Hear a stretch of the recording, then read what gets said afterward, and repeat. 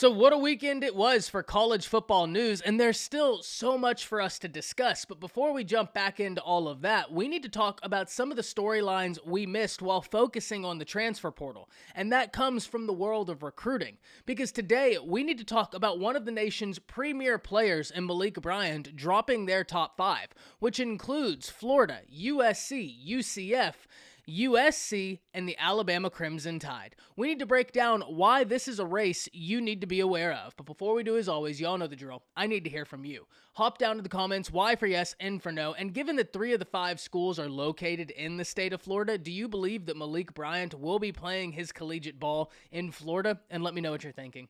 If you are new to the channel, be sure to subscribe, hit that bell notification as I do constant college football content. You don't want to miss any of it. And if you enjoyed this content, like and comment down below, as those interactions, though seemingly small, are incredibly impactful to content creators such as myself. But having said all of that, let's break this down, because this is a race I'm going to be watching closely for a few different reasons. First and foremost, Malik Bryant is one of the premier defenders in all of the nation for the class of 2023. He currently sits as a 4-star and number 35 in all of high school football, as well as the number 2 linebacker in the nation. And to be completely honest, I would be shocked if he doesn't finish out his high school career as a 5-star. First and foremost, I've always thought he was a 5-star talent, and he's so close in proximity to 5-star status that when you look at the talent he has and where he plays his high school football, I'd be shocked if he didn't end up as a 5-star. There are going to be so many eyes on him, and the talent is absolutely there. But having said that, he currently plays for IMG, and we all know what IMG does. But if you aren't aware, IMG is one of the premier institutions in all of high school football in the nation, and they are quite successful at getting kids, continuing to put them in positions to succeed, sending those kids to the collegiate game, and those young men have a long and prosperous career going forward. IMG has been consistent in the world of high school football recruiting, and I don't think it's going to go anywhere anytime soon. So whenever we have an individual such as Malik Bryant, who's from the state of Florida, that houses so many talented prospects,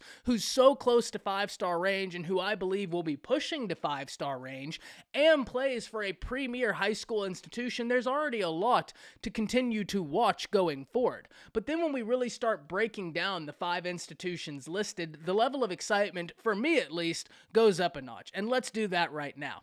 Because we can start in the state of Florida, in which case we can start at Miami. And there's a lot of excitement going on at Miami right now. Mario Cristobal introduces himself as the new head coach, and he is an elite recruiter. We all know this about Mario Cristobal from his time at Oregon and from his stops before that. This is someone who can get it done on the trail, and because of that, anytime you have a high-ranking prospect like a Malik Bryant, who just so happens to be in such close proximity to Cristobal, you have to wonder what's going to happen going forward. Mario Cristobal is in a position where he knows what's expected out of Miami. He knows that this is a program that is underachieved for the last several years, but the fan base wants more because they've seen more in their history. And because of that, there's a lot of pressure to get Miami back on track. And Malik Bryant is a prospect that if you get him in your class, you feel good about the direction you're already starting so early on.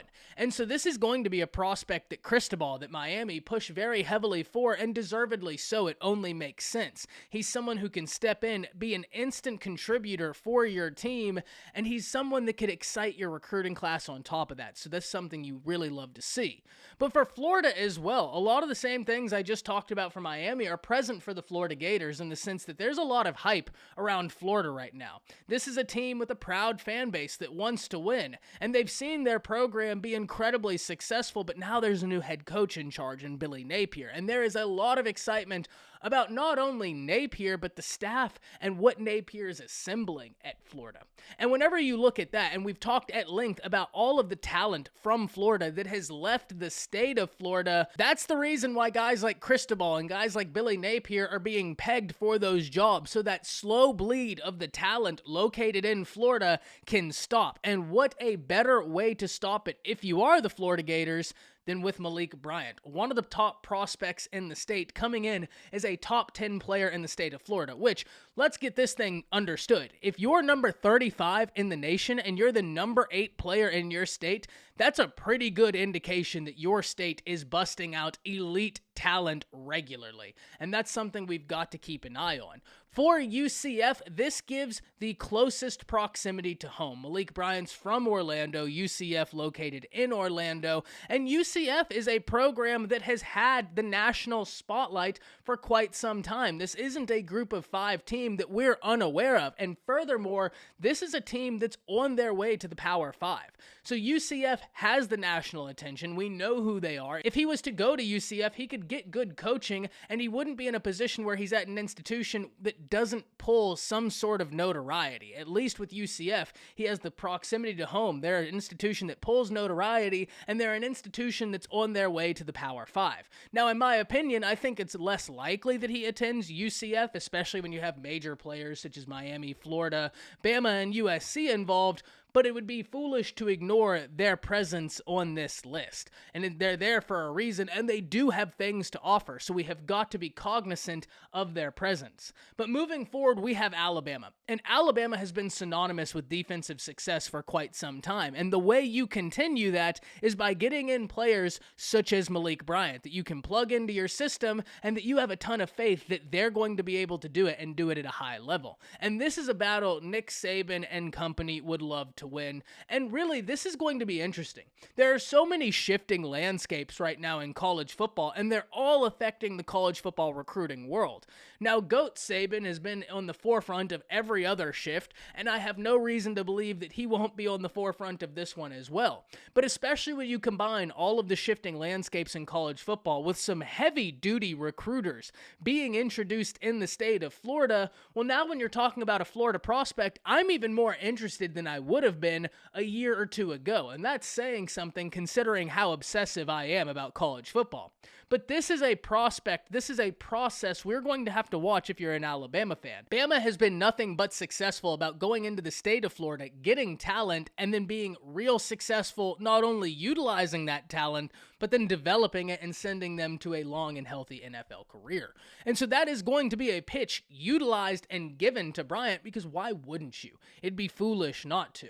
But it is going to be interesting to see if Alabama can keep their stranglehold on the state of Florida, and IMG in particular, in which case we can name several prospects currently on Alabama's roster that come from IMG, and it seems to be a constant in their recruiting classes to try and get someone from that institution, and Malik Bryant would be an absolute amazing get for this class. And finally, we have USC, and USC is an interesting one because USC is recruiting off of a lot of hype right now, and I don't mean that negatively, because at the point where Lincoln Riley hasn't had the opportunity to coach it down for the Trojans as their new head coach, that's all you can recruit off of. And so you better do it and do it well. And USC is doing very well on the trail in resonating with recruits and getting recruits interested and converting those into commitments. When you look at the class they already have, though they may not have the most recruits in the nation, they have got some incredibly talented prospects in that class already. And so whenever you're in that situation, talent excites talent. These kids, they're interested whenever they see their buddies who are some of the other nation's top playmakers in a class, and they're thinking to themselves, well, we could all go together and make something really fun and special happen. And that's where we have to watch USC right now. The one big question we have all had for USC surrounds the defense. And if you're able to get Malik Bryant in, well, I'm not saying that completely 100% answers the question, but that would certainly provide us with an answer, if that makes sense.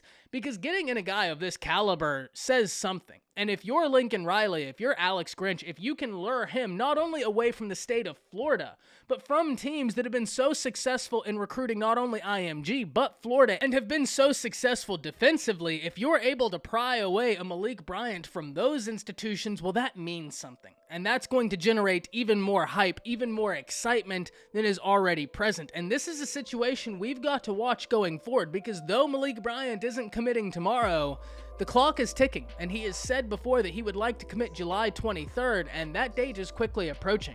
So this is a process we're going to have to keep up with. This is a process we'll be talking about again very shortly, but I'm really interested in hearing from y'all. Hop down to the comments and let me know what you're thinking about this. That's it. See ya.